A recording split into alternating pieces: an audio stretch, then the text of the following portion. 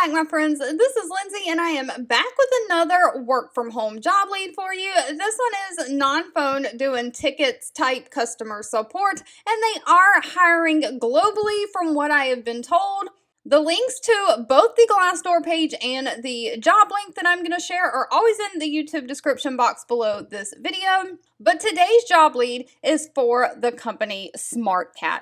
Now, SmartCat works with other businesses to provide business solutions to agencies to streamline the translation of any content into any language on demand. They also have platforms that help with the put business processes on autopilot from content creation to payments. On Glassdoor, they have a 3.8, so almost a 4 out of 5 star rating.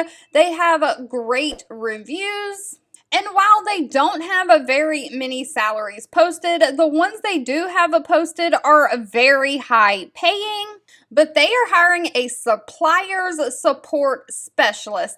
But they are looking for someone to provide high quality support for SmartCat suppliers by offering assistance with empathy, passion, clear communication, and collaborating closely with the product team. So you'll be resolving supplier support requests in modern ticketing systems such as Zendesk and U-Track. So completely non-phone, you'll be brainstorming and troubleshooting their complex issues. You'll develop and maintain documentation for user help center and internal pages. So this is like creating documentation for like FAQ pages.